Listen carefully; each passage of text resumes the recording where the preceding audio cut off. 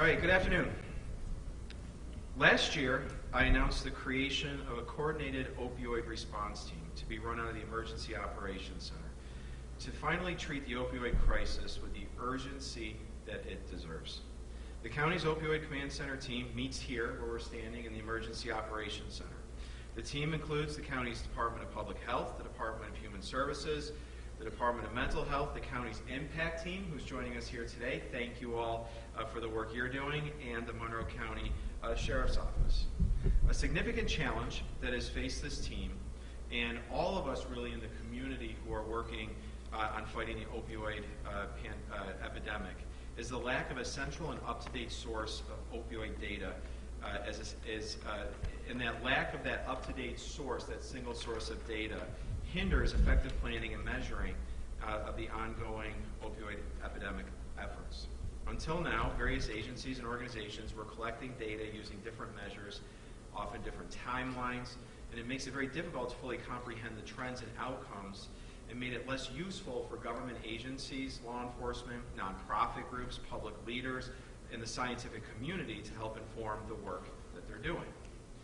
So today, we're launching a new community-wide opioid fentanyl data dashboard that pulls together real-time information from law enforcement, emergency medical providers, and others so that partners and community organizations can draw from a single database in an effort to combat the opioid epidemic. The new opioid dashboard pulls together real-time information from those various groups, and it puts them together so that you can evaluate the data holistically to see where we are, see the changes as they're happening in the community, mount a rapid response to outbreaks of overdoses, and to build a framework for measuring progress for the initiatives that we have in place.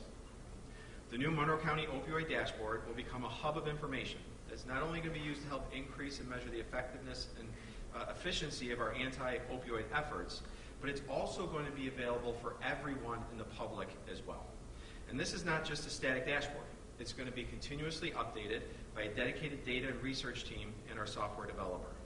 The team worked with New York State, EMS, and other agencies to bring together this vital data and create new relationships with our partners in fighting this crisis. As a sober reminder of the seriousness of the epidemic, our latest data shows overdose-related deaths are now at a record high. Medical examiner Dr. Nadia Granger's 2021 heroin and fentanyl overdose report is stark. There were 293 deaths in Monroe County that year that attributed in whole or in part to the use of heroin, morphine, and fentanyl and other opioids. All of this is heartbreaking. All of it's unacceptable, and it's preventable. These statistics aren't numbers. The statistics you see here, the numbers I just gave you, these aren't just numbers, they're not stats. These are people. These are family members, these are friends, these are moms and dads, brothers and sisters. These are our loved ones who struggled with addiction and it ended in a tragedy. The cost of opioids in our community isn't just also measured in grief and sorrow, the lives lost and the families who suffer watching loved ones fall deeper and deeper into addiction. There's also a cost to our criminal justice system, to our law enforcement agencies, our healthcare systems, our emergency and medical services. It impacts all of us. I'm going to invite the sheriff and the district attorney to talk in just a few minutes about some of the cost and innovative approaches that they're using as well in conjunction with the Opioid Command Center to fight the epidemic that we're facing. The medical examiner's overdose fatality numbers that I just gave you, the 293 deaths, are from 2021. And that illustrates right there what the problem is. Accuracy is important, precision is important, but so is timely information. Just like every year, the final year's numbers are always a year delayed. Just last week, New York State released their numbers from 2021. So it's not just an issue that's facing Monroe County, but we cannot wait. This community can no longer continue to do that, waiting a year for final and full information.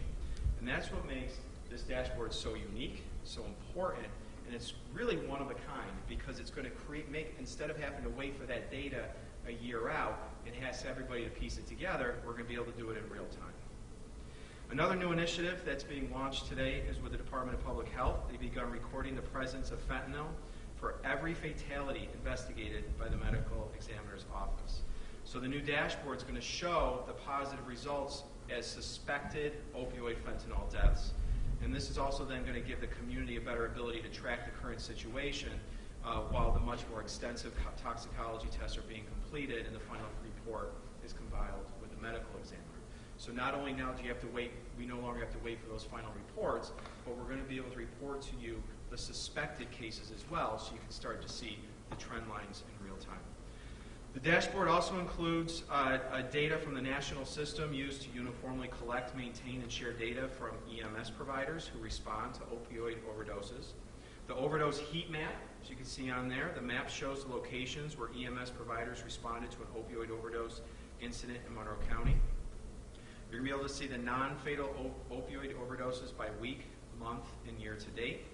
The overdose rates by race, ethnicity, age, and sex. The naloxone administration as reported by EMS providers and reflects known naloxone administration. And Dr. Mendoza is going to walk us through in just a minute a little bit more detail about this dashboard. Just as the county came together to coordinate efforts of all the disparate entities, hospital systems, schools, and other governments in the private sector to fight against COVID-19, we must also come together and coordinate these efforts to fight the opioid addiction. And that's what this really is all about. So I want to thank Dr. Mendoza, Sheriff Todd Baxter, our District Attorney Sandra Dorley, our Emergency Operations Center Director Tim Henry, Dr. Smith and the Impact team, who's all joined us here today, and everyone for really driving this effort. You know, when I first ran for office a few years ago, I made the opioid epidemic a priority. Our commitment is unwavering. We established the 24/7 Impact team to engage in community outreach, to make personal and direct contact with individuals who are actively using drugs and guide them towards treatment and recovery. We've been installing cabinets containing naloxone at community and business locations where opioid and fentanyl overdoses are more likely to occur. Currently, we have about 100 of those boxes installed countywide. We've launched an awareness campaign about the dangers of fentanyl using PSAs, billboards, and street-level outreach. We've opened a 24-hour opioid hotline, 753-5300. It's staffed with our Impact clinicians and connects callers with crisis service, support, naloxone deliveries, and training and support for the families whose lives are affected by opioids.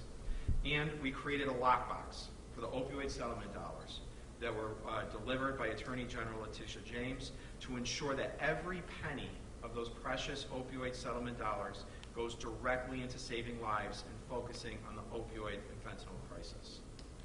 Unfortunately, the COVID-19 pandemic made our opioid epidemic worse, not just here, across the state and across the country. Opioid-related deaths surged in 2021 to more than 5,800 in New York State and more than 107,000 across the country. It's clear we have to continue to do more, and we're using every tool at our disposal to combat this poison.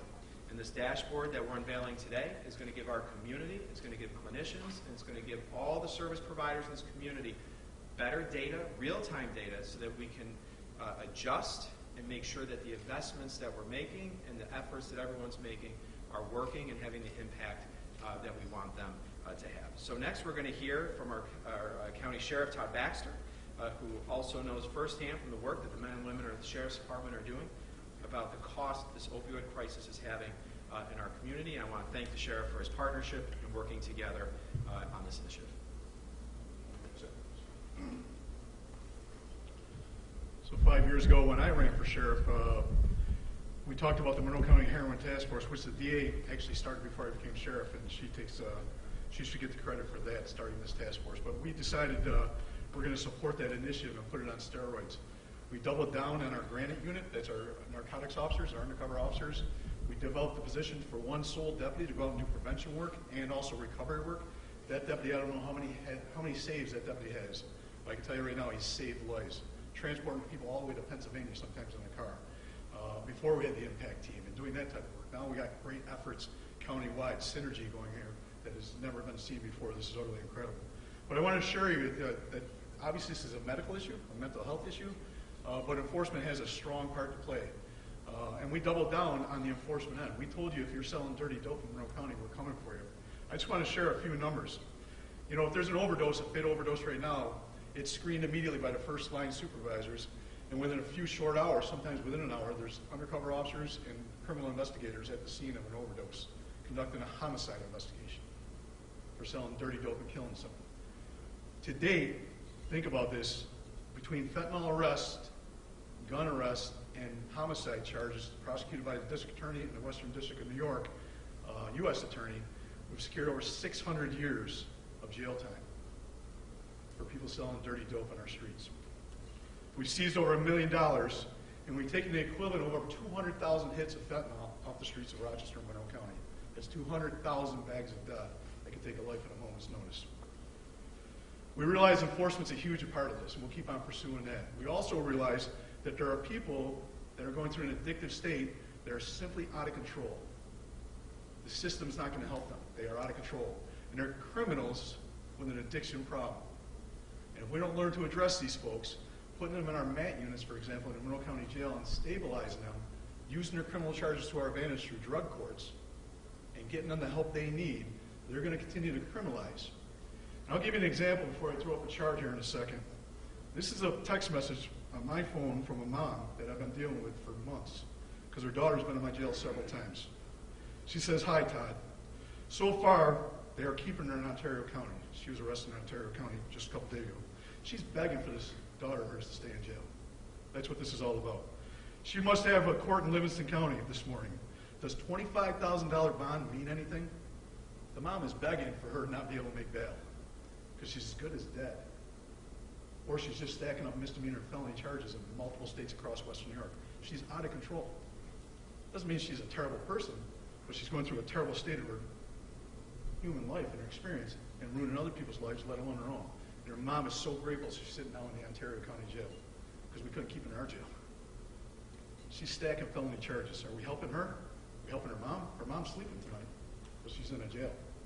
That's not the place for all the solutions. The impact team's back here. These guys are the solution. Prevention is the number one thing we do. But enforcement definitely has an arm in this. Whether they're grabbing the perpetrators or committing these crimes over and over, serial larcenists to support their habit. But I want to share with you one more thing about these serial larcenists in the state already. Right? This is JB. We're not using his name right now, but a little research you can probably find him. We arrested him in June for multiple petty larceny, minor crimes, multiple petty larcenies. He was released immediately on an appearance ticket from 3 different jurisdictions, appearance tickets. Since that arrest, he generated 12 warrants of arrest, led the state police on a pursuit the other day, and crashed into an innocent victim in our community, and could have killed that person during that pursuit. Not only did he stack up 12 additional warrants, he also, since then, think about this, has pawned off, where we can get the records, over almost $8,000 in stolen property. He's a serial arsonist. He goes into box stores, takes big boxes of things. He doesn't hide meat under his, because he's got to feed his family. He's taking boxes of Makita saws and taking them to the local pawn shop. And just last year, we can document that he pawned $41,000. So ask yourself, where's that $41,000 going? Play it on through. It's going to the streets of the city of Rochester and funding drug dealers. And what are drug dealers doing right now? Creating havoc in our communities, creating violence. It seems like a bold stretch to some people, but I don't think it's a bold stretch when we say that this addiction is also causing violence. Not the person that is addicted, but you can see where this connection can be easily made. And one of the things we're going to generate out of this dashboard and this collection of data is be able to connect those dots much quicker. You can't arrest away out of the problem. We said it since day one, but we all have a part to play. We're going to keep on doing our pursuing those criminals. You're selling dirty dope. Think about that number, hundreds and hundreds of years. South Dakota is a good place for a drug dealer that sells dope. And thank you. I'm supposed to do my job. My job is to introduce Stan Dorley, District Attorney of Monroe County. I can't not do it. It says it right there. See? I'll just have to remember to introduce the person after me. That's great. Yeah. Good afternoon, everyone. And thank you, County Executive Adam Bello, for bringing us here this afternoon for this important unveiling. I also want to thank our Sheriff, Todd Baxter, Dr. Mendoza, for your ongoing commitment to those struggling with substance abuse. I can't overstate the importance of this real-time data to our community. This is important for healthcare providers, advocates, law enforcement, the media, and the entire community. Data transparency is imperative when it comes to a public health crisis such as this opioid epidemic. This dashboard will show us how far addiction spreads and just how many lives it touches. And I echo everything that my partners in government said before me. A greater focus on prevention and education in this community is critical. We cannot arrest our way out of this problem. So this dashboard will certainly help us in that goal. Now, when we discuss numbers and make data available, we must remember that each of these data points is someone's life. Each overdose is an individual who is struggling and needs help. Each fatality has left a community, a family in shambles. These are real people right here in our community who have lost sons, daughters, parents, brothers, sisters. There are neighbors, there are friends, and even our family. And I can tell you, probably most people in here know someone who has died recently of an opioid overdose. Let me just address the families for one moment. These families whose loved ones have fallen victim to addiction, it is important to me that you know that we care about you and we remember your loved ones. Family members are the ones who searched high and low for resources and treatment. And the outreach promoted by this dashboard, this grueling process will become much easier. I can't tell you how many times people have called my office saying, what can I do for my son or my daughter? And this dashboard right here is the first step. So let me switch gears and tell you what we're doing in the district attorney's office to assist in this fight against addiction. And I want to make a clear distinction of the defendants that we see who walk into a courtroom. First, we see many defendants who are in the throes of addiction. And these are the defendants who Todd Baxter, our sheriff, has talked about. They come in charge of petty larcenies and minor crimes, stealing in an attempt to feed their addiction. And we want to do our best to keep those people out of the criminal justice system. We want to stop them from going to the big box stores and pawning materials. We want to help them. In order to accomplish this, we need resources. Through our opioid stabilization part and the judicial diversion program, we can connect these individuals with organizations and the treatment that they require. Those are two programs that are available through the criminal justice system. And oftentimes these defendants need a push to get the help that they need. And as the sheriff mentioned, the MAT program in the county jail is a great way to assist those who are being treated in our jails. We are here to help and assist those struggling with addiction by connecting them with the individualized recovery that they need. They need that warm handoff to a person or to a place that's going to help them succeed. And again, this dashboard is the first step. The second group of defendants that we see coming into the courtroom are those who are fueling the epidemic and profiting off this addiction.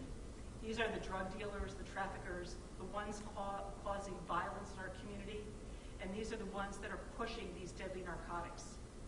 They are often the same people promoting all of the worst violence that you're hearing on the evening news.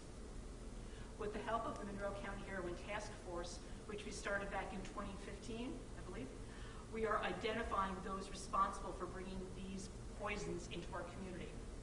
We've shared our intelligence to conduct long-term investigations, wiretaps, that result in the arrests and seizures that you hear about in the news and on social media.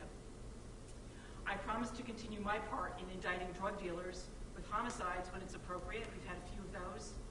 As long as people are overdosing and dying, we will not give up. And you can see that by our presence here today. Let me finish with this. If you are suffering from substance abuse disorder, we will lift you up. We are here to assist. But if you are pushing life-threatening drugs to those struggling with addiction, we are going to prosecute you and send you to prison. So thank you all again for being here. This is very exciting. And now I'm going to turn this back over to our county executive, Adam Bella. Thank you, District Attorney, and thank you for your partnership in this effort. Next we're going to, I'm going to call up Dr. Michael Mendoza. As we've discussed, this is, as much as anything else, a medical problem that this community is facing, and Dr. Mendoza and his team are instrumental in the creation of this dashboard, just like we did during COVID, creating a dashboard to address this like the emergency it is, and keeping this updated. So we're going to have Dr. Mendoza come up and give some comments and walk us through the data that you're going to be able to see on this new dashboard. Good afternoon. First, I want to thank our County Executive, Adam Bello, as well as Sheriff Todd Baxter, District Attorney Sandra Dorley, and all of you here in the media for joining us today for this very important announcement.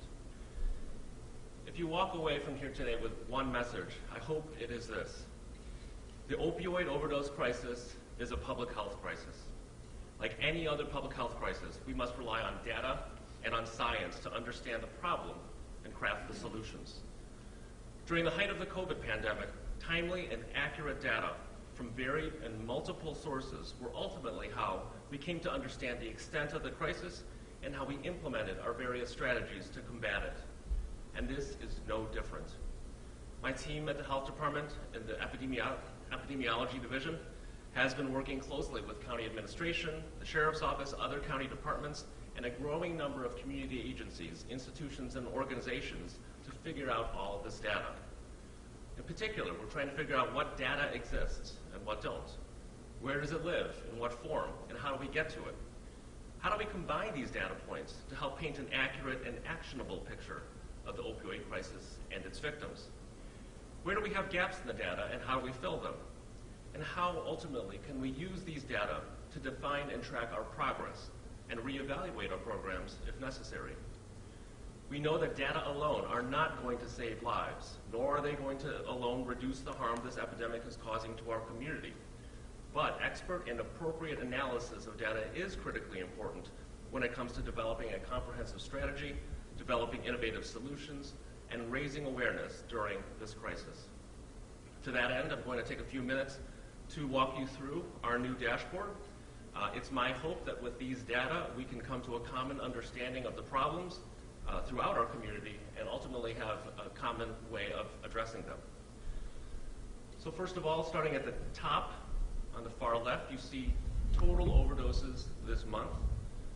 There are tabs below that box that show weekly, monthly, and year-to-date. The year-to-date is the same as the monthly for this month, but we'll be updating that every month. The fatalities potentially due to overdose, these are the suspected overdoses.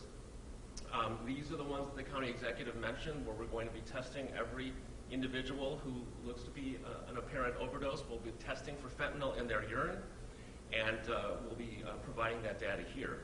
I do want to say that this is a preliminary statistic. It is not intended to take the place of the medical examiner's report. This is really a suspected overdose statistic, but it will give us more timely and more actionable, hopefully, data that we can work off of. Next, you see the naloxone administration. So this is going to be a rolling 12-month period. So we'll be updating this every month with the previous 12 months to that point. And it's going to show you the percent of the total naloxone that we know of that was administered in our community, broken up by whether it was given by a family or friend, a bystander, an EMS professional, a firefighter, or a law enforcement personnel. This, of course, is only limited by what we know. So if naloxone is being given in a setting where we don't know about it, unfortunately, we're not going to be able to report those data here. On the bottom row, on the far left, you see our heat map. This is a map of all of the locations where EMS providers have responded to a potential overdose. I should note that this is not necessarily the residence, place of residence for the victim. It's only the site of where the overdose occurred. And although we know that roughly 75% of the overdoses happen in a private residence, we don't necessarily know if it's the victim's residence. So I want to make sure that people understand that detail. The next graph here has 3 layers to it. The first is a graph looking at the race ethnicity of all of the overdoses, both fatal and non-fatal, again, in a 12-month rolling average. As you can see, the non-Hispanic black is the highest, and that has been increasing over previous years, followed by a Hispanic and then non-Hispanic white. The next tab there shows age, and this has been pretty typical for what we've been seeing over the last several years, with the highest number being in the age 30 to 34 bracket. And then the final tab there is by sex. Males about 2 to 3 times more common than females in terms of total overdoses. So there's more to come on this. Like the COVID dashboard, it is a work in progress. As data become available, as we learn of new methods to report the data, we'll be changing how we do this. But this is just a starting point. We will continue to work with our partners on these data sets to expand our knowledge, and if anything new comes up that we need to report on, we'll be sure to put it up here on the dashboard. So finally, the better we know about this epidemic and the story of this epidemic, the better we'll be able to write the ending. I hope the ending will be a good one, but at the same time, I also want to acknowledge the ending for so many families in this community for whom suffering and struggle has been the mainstay. So with that, I want to turn it back over to County Executive Bell. Great, thank you, Dr. Mendoza. And I guess we'll take any questions, any of us up here that you might have. Can you give us just a practical example of how you can take this information that's in front of you and use it for, as you said, developing some sort of comprehensive strategy or even just, tackling what appears to be a problem?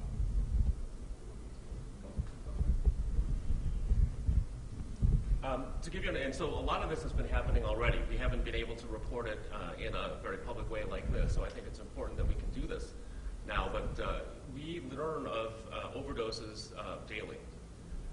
We want to be able to develop patterns out of that. So sometimes when you look at data on a day-to-day basis, the patterns are harder to see. So being able to report these data on a weekly basis will allow us to better see trends and anticipate perhaps where future areas of concern might be. If we see a trend in a particular demographic, we might want to strengthen our programs around prevention and recovery, working with community partners who work more closely with that demographic. If we see a geographic area that might be more concerning, we might step up our outreach, pay more attention to the prevention measures that we have in place in that community, the naloxone boxes and the like. It's really just like we had in COVID. You can't improve what you can't measure. And having more information like this allows us to be more aware and ultimately be able to be more proactive about where we go to combat the problem. What does sharing this information with the public help you and your team decrease these numbers?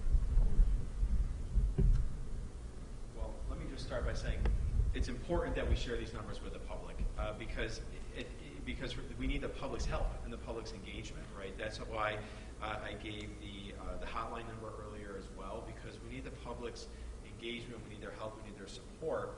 If you or a loved one is experiencing an addiction with opioids, we want you to reach out so we can help connect you to that help. But it also allows us to see really the magnitude of the crisis that we're facing. Before this dashboard, just like every other government, you're trying to piece together data, right? So we're piecing together data from law enforcement, so you see those overdoses, suspected overdoses, you're seeing the fatalities, and then a year later you see a giant jump in the number of fatalities. How frustrating is that? Because you're not having the full picture. So what we're able to do here, if we layer the various data sets on top of each other, you get a much better picture, so that it then also elevates it and makes sure that the opioid crisis remains front and center too in our public response.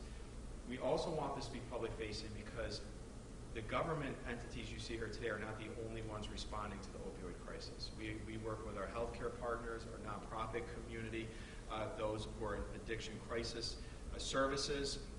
We have neighborhood association services, town-led efforts, like Drug-Free Irondequoit and groups like that are all engaged in this issue. So in order to make sure you get that information out to everyone and we're all using a common set of data, it was important to make this public-facing.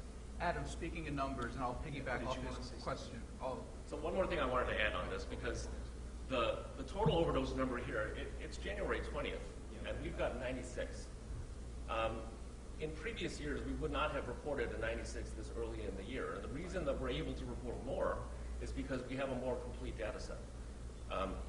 If there's a disconnect between the data that we have and what's known on the streets, that doesn't help anybody.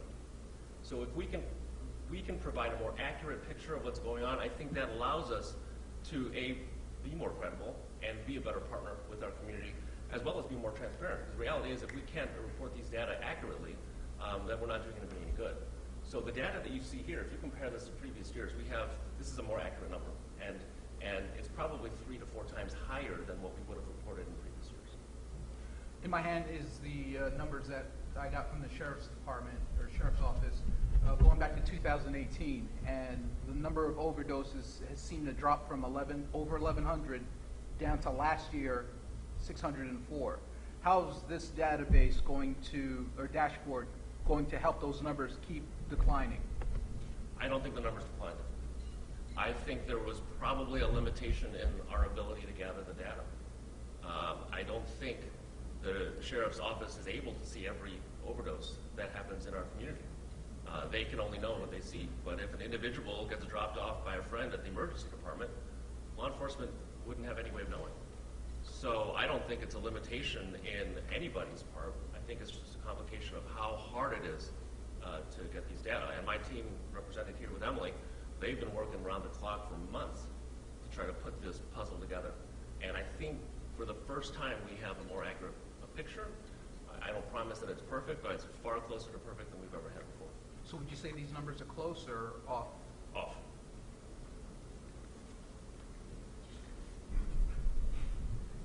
So when we started data collection just a few years ago, the only data set we really had was what law enforcement was capturing on the scene of a suspected overdose. We were very clear that this is not so accurate as it is timely.